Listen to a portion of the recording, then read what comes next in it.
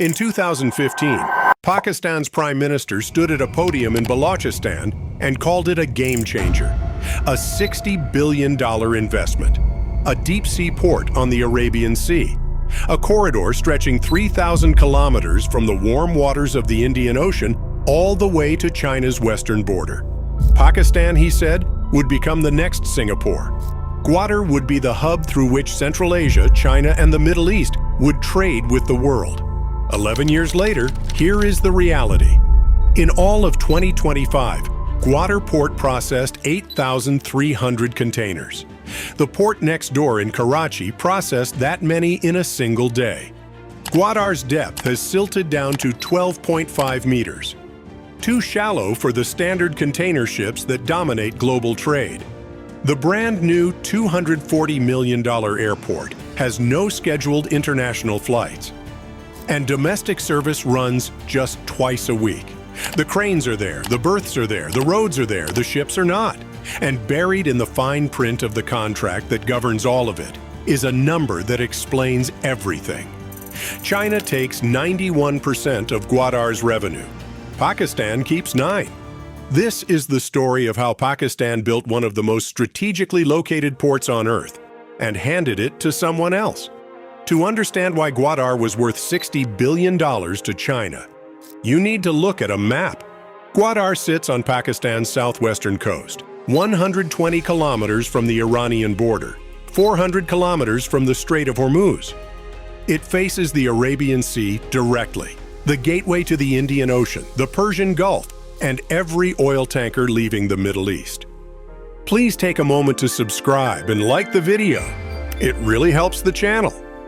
For China, this location solves a problem that has defined Chinese strategic thinking for 2 decades.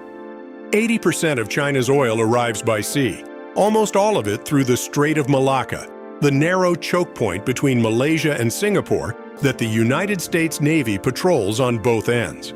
In a crisis, America could close that strait, and China's economy would begin to die within 90 days. Gwadar offers an alternative.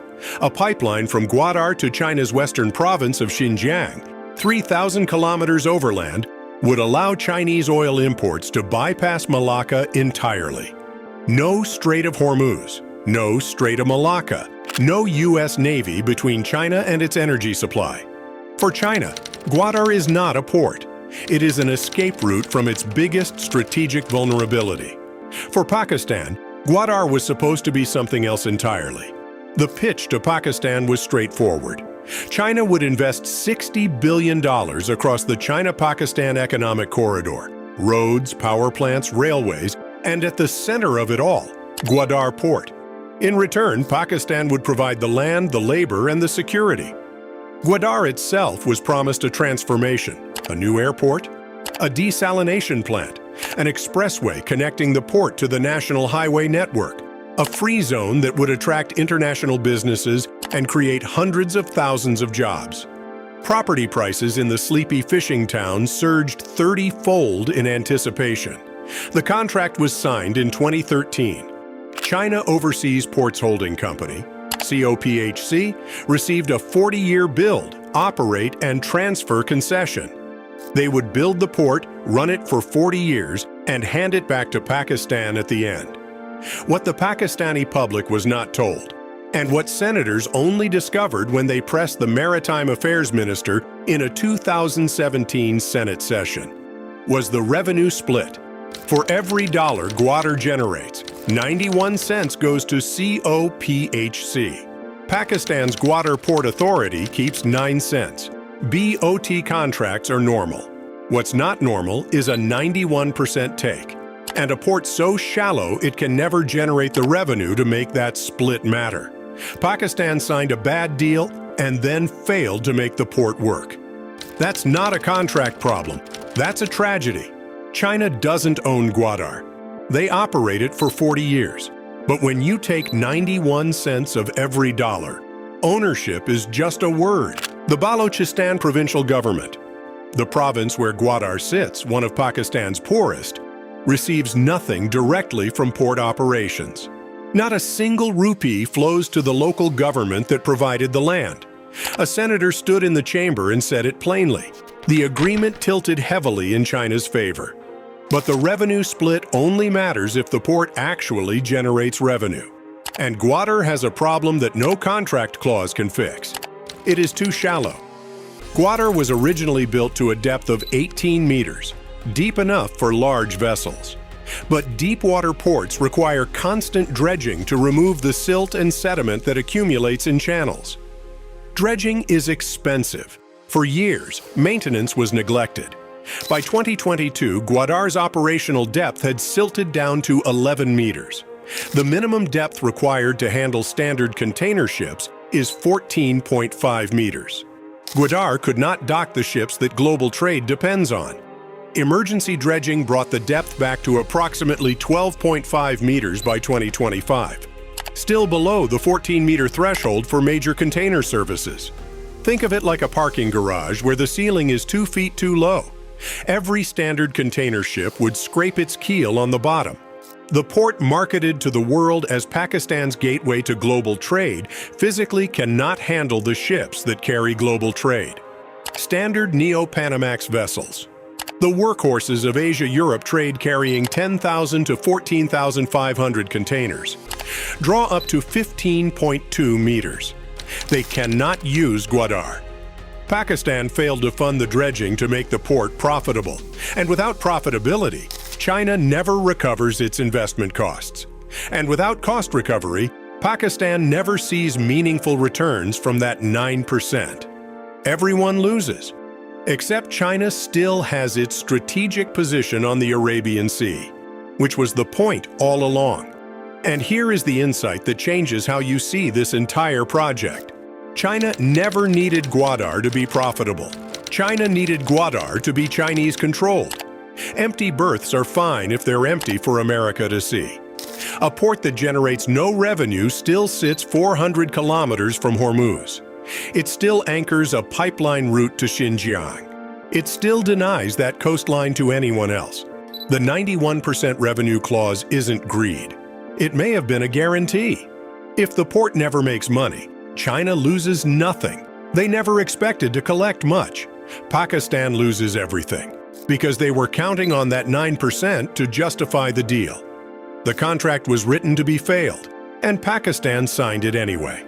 Meanwhile, the road connecting Gwadar to the national highway network remained incomplete.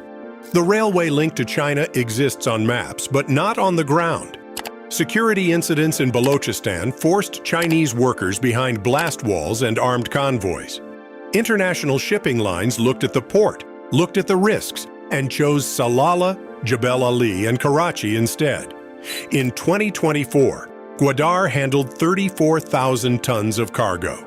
The year before, it had handled 592,000 tons. Not growth, collapse. Then in early 2026, something unexpected happened. Iran's conflict with Israel and the United States triggered disruption at the Strait of Hormuz. Global shipping was in chaos. Cargo operators scrambled for alternatives. And Gwadar, sitting 400 kilometers from Hormuz, directly on the Arabian Sea, suddenly had something it had never had before: traffic. In April 2026 alone, Gwadar processed 11,000 containers, more than in all of 2025 combined. Pakistani officials called it a historic breakthrough. The port they had been defending for a decade was finally showing what it could do. But analysts looking at the numbers saw something different. The surge was not driven by Gwadar's competitiveness. It was driven entirely by the Hormuz disruption, forcing cargo operators to use whatever was available. The ships calling at Gwadar during the surge were smaller, less efficient vessels, because the larger, more capable ships that carry the bulk of global trade still could not dock there. China collected 91% of every dollar that surge generated. When the ceasefire came in April 2026, the emergency traffic began to fade. The structural problem, the depth, the connectivity, the shipping line relationships remained exactly as it was before. One thing did change in April 2026. Under the pressure of crisis, Pakistan finally opened 6 road links to Iran, a project stalled since 2008. It took a war to finish a road. That tells you everything about what Gwadar's normal looks like. 400 kilometers away, across the Gulf of Oman, Iran's Chabahar port has been quietly building the railway that connects it to Central Asia.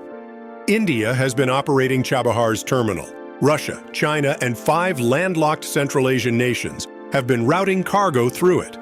The 2 ports, Gwadar and Chabahar, sit on the same coastline, serve the same landlocked hinterland, and compete for the same trade. One was built with $60 billion and hands 91% of its revenue to a foreign company. The other was built despite American sanctions and is run by the country it was designed to benefit. So here is the question this video won't answer for you. If your country's biggest ally offered you $60 billion for your coastline and asked for 91% of every dollar it ever generated, would you say yes? Pakistan said yes.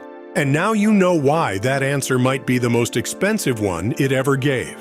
Gwadar is not a failed port. It is a port that works, just not for Pakistan. The cranes are still there. The berths are still empty. And every day that nothing happens, China collects 91% of nothing, while Pakistan loses 100% of everything. The clock in Beijing isn't ticking down to Pakistan getting its port back. It's ticking down to Pakistan realizing it never owned it in the first